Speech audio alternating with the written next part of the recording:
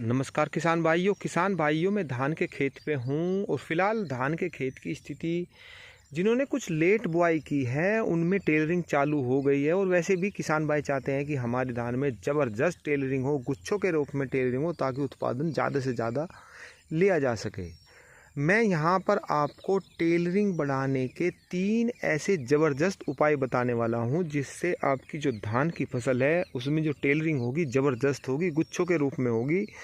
झुंड के झुंड वो टेलरिंग करेंगे, झुंड के झुंड बन जाएंगे, जिससे कि उन पे बालियाँ अधिक आएंगी, बालियाँ लंबी आएंगी और उससे आपका उत्पादन बहुत ज़्यादा बढ़ जाएगा। तो एक सिंपल तरीका है जिसे सभी किसान भाई जानते हैं, खाद के रूप में। खाद के रूप में बाज़ार में कई प्रोडक्ट ऐसे आते हैं जिन्हें आप सिंपल तरीके से लगाइए, उससे भी जो गुच्छे के रूप में धान निकलती है, जो टेलरिंग होती है वो ज़बरदस्त हो जाती है। जैसे कि पीआई कंपनी की एक बायोवीटा आती है, आप उसे 4 kg प्रति एकड़ के हिसाब से इसमें लगा देंगे धान में, तो वो भी टेलरिंग कर जाएगी। यूरिया मिलाकर आप उसको बिखेर सकते हैं। इसके अलावा सागरिका आती है, 10 kg प्रति एकड़ के हिसाब से इसको यूज़ कर सकते हैं।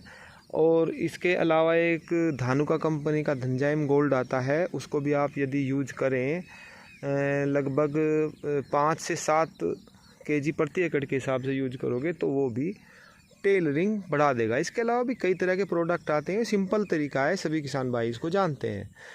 लेकिन मैं जो आपको दूसरा तरीका बता रहा हूँ, एक आता है ईथरल, बायर कंपनी का ईथरल आता है। वो टेलरिंग कैसे कराता है ये बहुत समझना आपके लिए बहुत ज़रूरी है। पहले आप मात्रा समझ लीजिए। यदि आप स्प्रे करना चाहते हैं तो 100 ml, केवल 100 ml का स्प्रे करें प्रति एकड़ के हिसाब से। और यदि आप यूरिया में मिला के डालना चाहते हैं तो 200 ml भी आप यूज कर सकते हैं।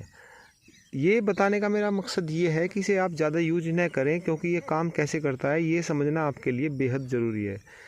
ये जो ईथरल होता है ये धान की बढ़वार को रोक देता है। जब धान की बढ़वार रुक जाएगी, स्प्रे आप कर दोगे, तो नीचे से ऑटोमेटिक ही गुच्छे निकलना चालू हो जाएंगे, टेलरिंग चालू हो जाएगी। ये सिंपल सी बात है। जब आप किसी चीज़ की ऊपर से ग्रोथ रोकोगे तो सिंपल सी बात है कि नीचे से टेलरिंग चालू हो जाएगी। तो इसका सिंपल फंडा ये है, यदि आप इसको ज़्यादा यूज करोगे तो फिर ये धान में नुकसान भी देगी। यदि ज़रूरत हो, जितनी ज़रूरत हो उसी हिसाब से मैंने आपको डोज बता दी है। यूरिया में मिलाना चाहें तो 200 ml प्रति एकड़, स्प्रे करना चाहें तो 100 ml प्रति एकड़। इससे ज़्यादा बिल्कुल भी ना करें, वरना ये नुकसान ही देगी, धान में लाभ नहीं देगी।